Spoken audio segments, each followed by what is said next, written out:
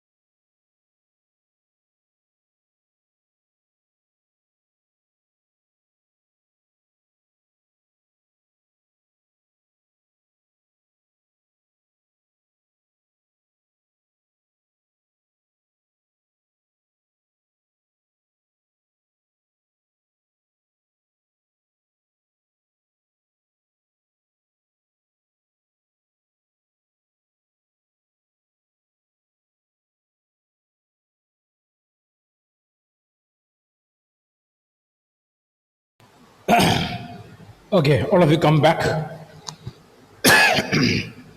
Please turn on the cameras, everyone. Deans are on waiting here, so please turn on the camera, everyone.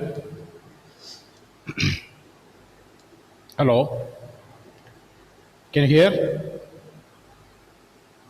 Okay, fine.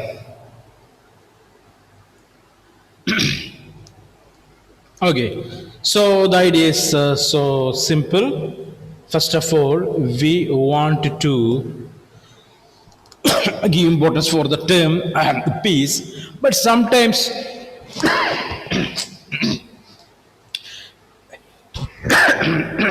sometimes we can use violence to create peace in the society. Violence to create a peace in the society. Okay, for example, the bad rule is like tyrants and oppressors can be prevented from continuing to harm the populace only by being forcibly removed. So a monarch, he is ruling the society in a bad manner. So people will revolt against such kind of rulers and will remove him from the power. Okay, or the liberation struggles of oppressed people can be justified even though they may use some violence. Okay, so liberation struggles of oppressed people.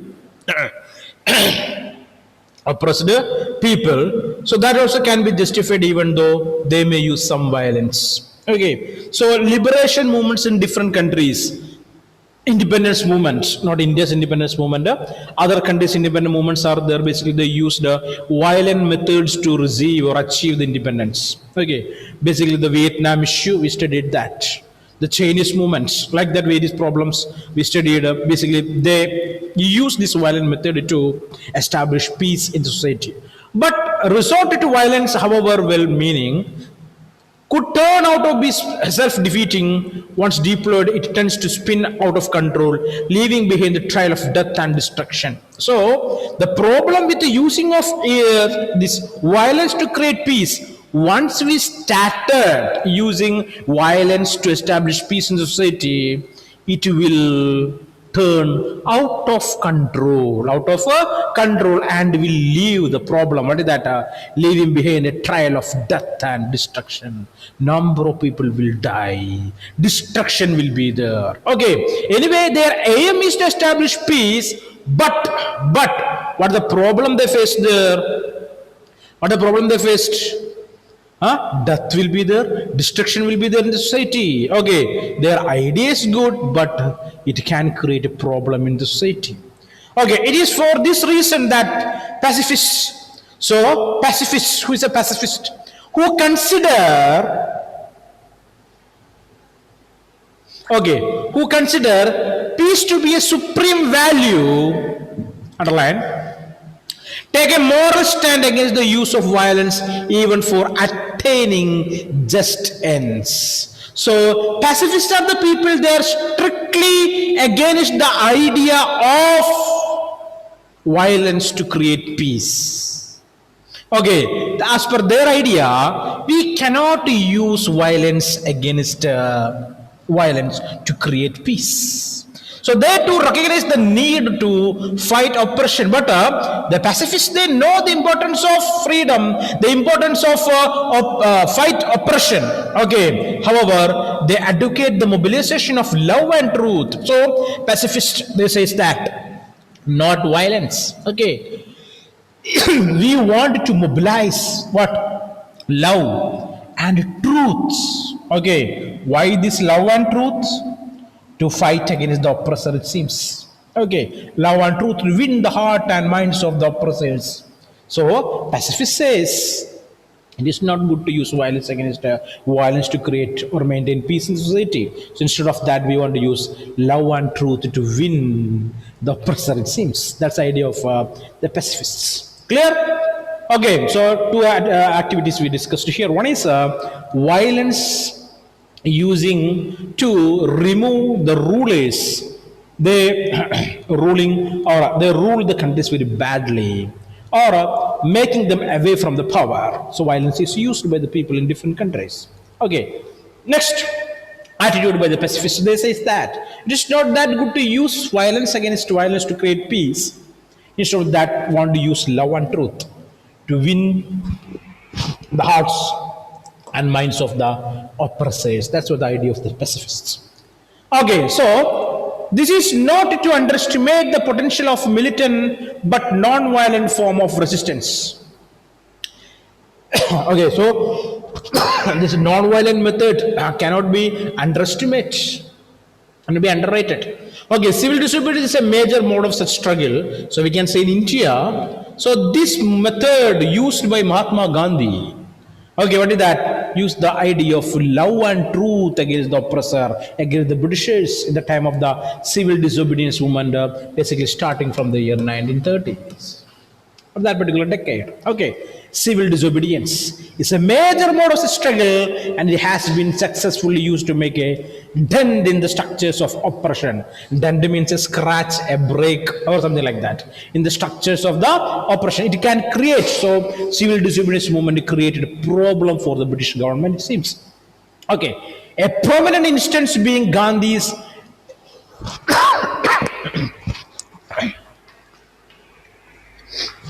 deployment of using of that term satyagraha during the Indian freedom movement. Gandhi took his stand on justice and appealed to the conscience of the British rulers. If that did not work, he put moral and political pressure on them by launching a mass movement involving open but non-violent breaking of the unjust laws. Okay, so Gandhi used this technique. What is that? Truth and non-violence against the oppressor. Okay, clear? And a mass movement against oppressors by breaking the rules without creating any violence. So Gandhiji is the greatest person. Basically, he is considering as the advocate of non-violence and truths. Okay, what is the autobiography of Mahatma Gandhi? Experiments of the My experience with the truths. Right, that's what the autobiography of Mahatma Gandhi. So, a number of universities today they are teaching that book and the essence of that book. Clear, the use of non-violence and truth, love against the oppressors. Okay, to establish peace.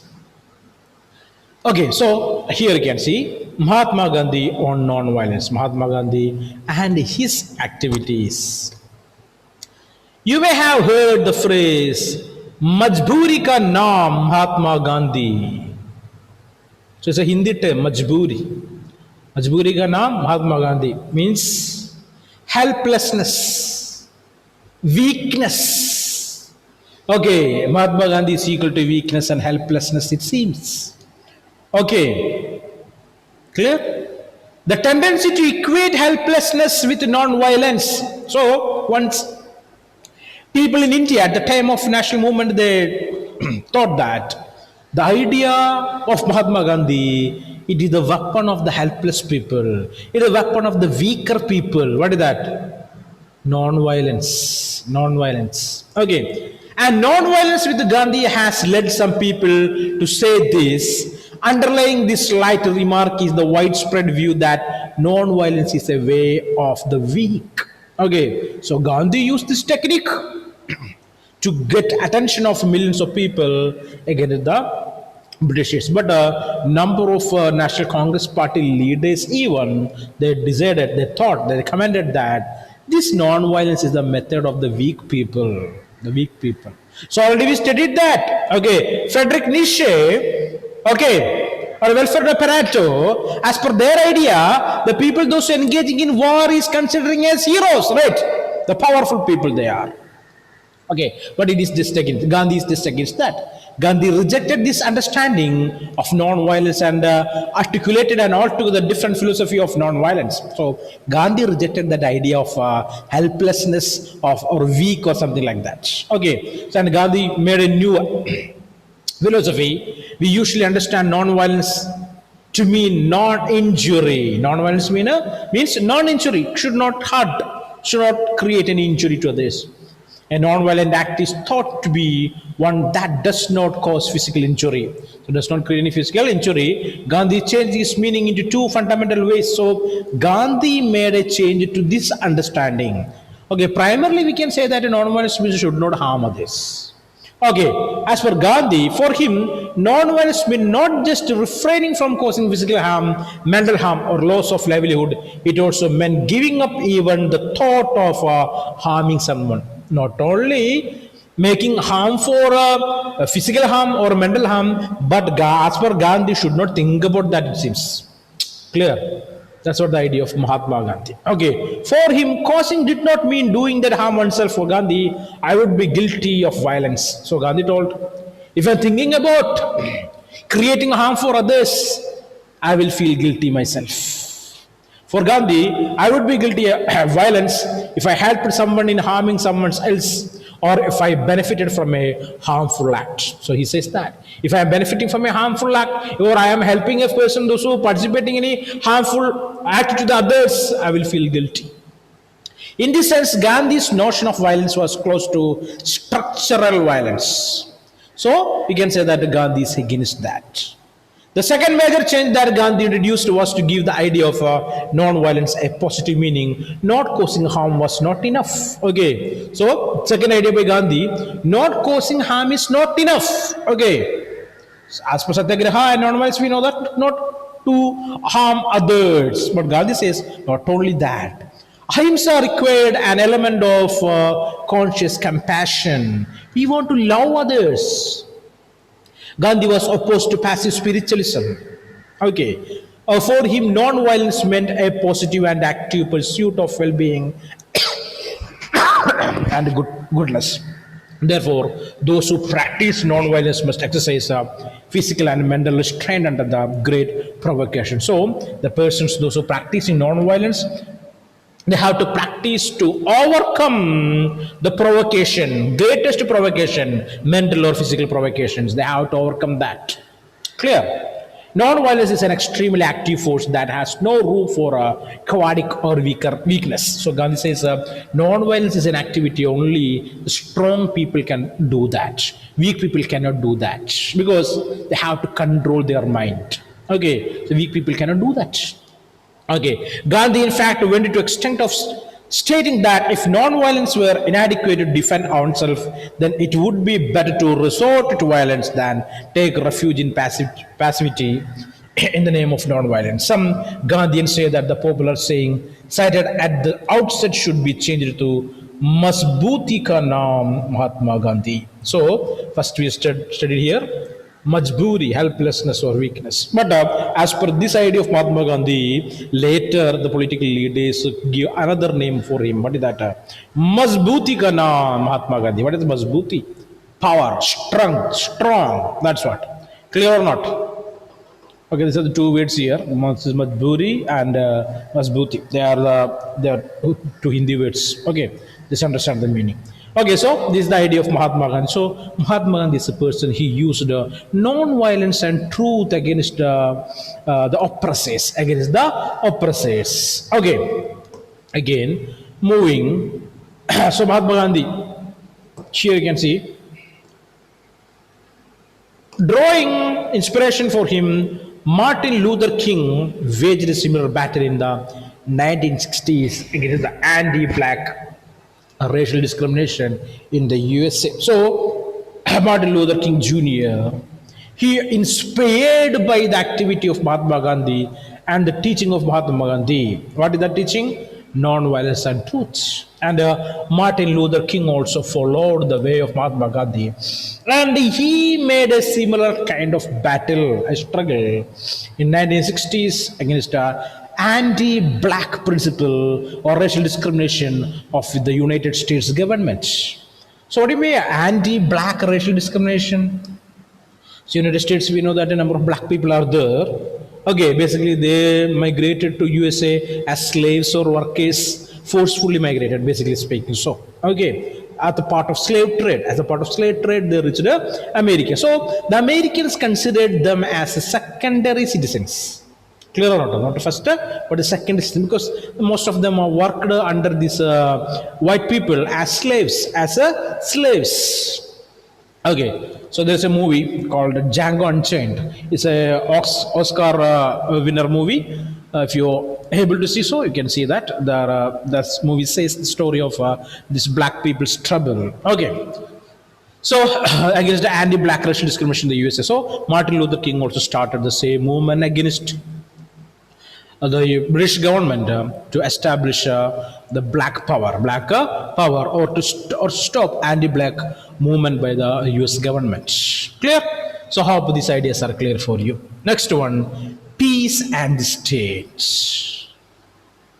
It is often argued that the division of world into separate sovereign states is an impediment to the pursuit of peace. As each state sees itself as an independent and a supreme entity, it tends to protect its own perceived self-interest. So, the textbook my case says here, what is that? It is good. We are thinking it is good. What is good here?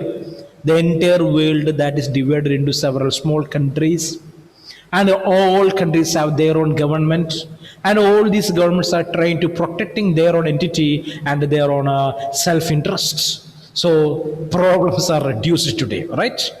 It is reduced, problems reduced. If it is a single country, means number of societies will increase, right? Chances are problems also too high. That's what our country facing, like India facing. It's a huge country with a distinct culture and religions, so problems are there. Okay, while the pursuit of peace requires that we see ourselves as a part of the large humanity, states tend to make distinctions between people to pursue the interest of their citizens. They are willing to inflict injury upon others. Okay, so today we can say that no governments are ready to create any trouble within their country. Okay, they are not supporting any group of people to create a problem for other groups of people in the same country. Besides, in today's world, each state has consolidated instruments of coercion and force, while the state was expected to use its force, its army, or its police to protect its citizens. So, today, coercive powers are there with the governments. They are sovereign government, sovereign government. They have their own police and their own military. At time, they can use this to control the troubles. In practice, these forces could be deployed against its own members to suppress dissent. This is most clearly evident in authoritarian regimes and military dictatorships like one currently ruling Myanmar. So, the special situation of Myanmar, might you studied in class 9, situation of Myanmar, studied or not? Remembering or not? Myanmar, Aung San Suu Kyi. Heard about her? Aung San Suu Kyi? Studied about her? Right. Okay. So if it is, know, so it is easy to understand the things there. Okay. So sometimes the government is using the military or its police to control the people, its own people, its own people. But sometimes the government will use this military and police to create problem for its own people. That's what. Example, it's Myanmar. For several years, decades, Myanmar was under the control of a military dictator. Military dictator. Okay. So, the long-term solutions to such problems lies in the making of state more accountable through meaningful democratization, democratization and reining it in via the effective system of civil liberty. So, if you want to make the people powerful, first of all, want to give importance for democratical principles. Want to make such kind of rules and regulations in the constitution. That will make the government to act perfectly and properly, and the government should be accountable. Okay, so there is no rules are there in the constitution that says the powers of the government will act as per their own wish, right? Yes or no? So we are able to find that in Indian constitution. There's a special areas there that says, okay, the government to do something and should not do something, right? We studied that earlier, right? This is the route taken by the post-apartheid regime in South Africa, which is one of the prominent political success stories of recent years. The struggle of democracy and human rights is thus closely linked to safeguarding of peace. Okay, so already studied that the struggles in South Africa, the problem of apartheid, okay, that all against the people, and finally the people become victorious over that. And today they are able to enjoy democracy and human rights. Okay, so both these things are very closely linked to the safeguarding peace. Okay, the human rights are there, or democracy is existing. We can say that that society is somewhat peaceful, or the peaceful condition in that country is somewhat better than any other country, right? Clear? Okay. These ideas are clear or not? Going back. So, here.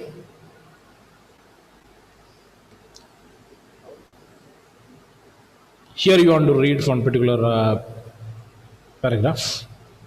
The Khmer Rouge regime in Cambodia was a particularly horrific example of the counterproductive nature of revolutionary violence. Counterproductive nature, which means violence against violence, violence against violence. An outcome of insurrection led by Pol Pot. Okay, so as per this idea, we can say that if we are using violence against violence, it will create more problems in the society. Clear or not? So already we discussed what is that. Once violence is deployed against the violence, or people started using violence against the tyrants and oppressors in the society, okay, in one way we can say that it is good to solve the problem in the society, but it will leave behind the trail of death and destruction. Okay, so it is not recommended. Clear or not? So the question is, what was the question? Is that good to use violence against violence? Violence against violence. Most of you people told that, okay, sometime it is good. All right. And the textbook makers also use the same way it is, right? We already studied about the French Revolution, the Russian Revolution, unification of number of European states. Okay, what is that? Everywhere we are able to find the trace of violences. Clear or not? Number of violence, number of death, destruction. We studied that earlier, all right? But we can say that it is not that recommendable. We cannot do that because violence against violence will create counter movements. It will repeat. Okay, there is never. It is a never-ending process. We can say that. Okay, it will continue like anything. So that's what the pacifists, they're giving this idea. What is that? And this is a homework for you. Let think. Okay, I just started. You should read it and want to understand it. Next class, I will ask that what is the essence of this particular paragraph. Here it is, page number 135. Let's think that column. Read it properly and understand what the problem of using violence against violence. Violence against violence. Clear? So far we discussed this many ideas. Okay, can anyone tell me, is this preferable? Can we prefer violence against violence? Who is able to speak? Can we prefer that? So what is the difference between these two things there? Peace and violence. Come on, tell me, who is able to speak about that? First, make it fast. No more time, only 5 minutes left of us. Only 5 minutes are there with us. Tell me. Ajurya? I guess there will be a conflict between so many people and it can cause a lot of death and destruction. Of course. While in the case of peace, different kind of people or so many people can live together within an area without any conflicts, and it won't create any destruction or any problems between the people or to the society as a whole. Okay, fine. So that's what today we are giving more importance for the word peace, because in the 20th century we studied in history books about the First World War, the Second World War, okay, the racial troubles between different races in different countries, all created lots of problem, deaths and destruction. Okay, so today we are giving that important for that word called peace. All right. So to establish peace in the society, we studied here, what is that? Structural violences that should be eliminated. What is that? In the society itself, we are able to find there are something is existing in the society that are able to create problems. What are they? Caste discrimination. Okay, it is able to lead to violence or outbreak of violence troubles in the society. All right. Class struggles, the problem between the rich and the poor, the fight between the haves and have-nots. We studied that. I told you to write these words there. In Russia, we witnessed that. We observed that. What is that? The fight between the bourgeoisie and proletarians, right? We studied the haves and have-nots, the rich and the poor. That is existing in society, can create violences in society. First of all, the caste. Second one, it is the class. Third one, we discussed that. What is that? Patriarchy, male-oriented society, male domination, gender discrimination, right? That also can create problems in the society. Third point, right? Okay, so we want to eliminate that to create a peaceful society. Fourth one, what is that? Racism, racial troubles, fight between different races. So a country called India, we know that different races are there. Clear? Chances are there for trouble between these races. Okay, in the case of Sri Lanka, we studied earlier, the junior classes we might study the Sri Lankan problem related with ethnicity. Clear? The racial trouble, a number of troubles are there, not only the city, the religion, the language, everything. All right, so that is existing in Indian society. So that is our responsibility to eliminate such kind of structural troubles from the society to create a peaceful society. Okay, so racial problem. Next one, communalism. Okay, remember the term is communalism, not communism. Clear? Communalism. Okay, communalism means what is that? Religious intolerance.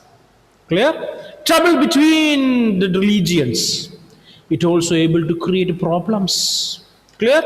Violences in the society. We already studied. What is that? Already observed that in 1947, after partition of our country into India and Pakistan, what happened? We witnessed this problem. What is that? Communal rights. Communal rights there. So it is too important to eliminate the structural problem from the society to establish a peaceful society. Clear? Clear or not? Okay, so we are not going to suggest violence against violence. That's what we studied about the principle of Mahatma Gandhi. Mahatma Gandhi. Okay, he's the world famous teacher, or he preached the idea of non-violence and truth. Non-violence and truth. Okay, so as per his comment or idea, we can say that we are giving importance for the word passion, compassion, and love, or giving importance to the word truth to establish or to fight against the oppressor. Right? That's what the idea used by Mahatma Gandhi at the time of civil disobedience movement. Civil disobedience movement. So, number of people from the Indian National Congress and the political domain called Mahatma Gandhi, his attitude or his idea is the idea of a helpless man, idea of a weak one. But Gandhi proved that it is not the idea, okay, of a weak man or a helpless man. Okay, to use this idea of truth and non-violence against others, one should control his mind. So great potential needed, great power needed to control the mind of one particular individual. Clear? Clear? That's what the idea of Gandhiji. So today we completed 2 sessions, okay, in which we studied about the structural violences. Structural violences, what are they, and how can we eliminate the problem of the structural violence from the society? What steps we can take? Okay, we learned that, we studied that, underlined, right? Yes or no? So you wrote the question also, 2 questions. What are structural violence, and how can we eliminate structural violence from the society? Next one, the idea of violence against violence, and what problem it will create or it can create in the society, and what is the importance of using peace against or truth, compassion against the oppressor, and the idea of Mahatma Gandhi, the non-violence. These are the basic concepts we studied today. Is all these things are clear or not? Tell me. Any difficulties are there? So I already told you, read the textbook thoroughly. I told you one paragraph to read and answer that for the next class. Clear? Okay, Amal kaise ji? Are you following? Amal? Sir. Things are clear? Sir. Okay, everyone, it's time up. I'm going to wind up the class now. Thank you, everyone. Thank you, sir. Thank you very much.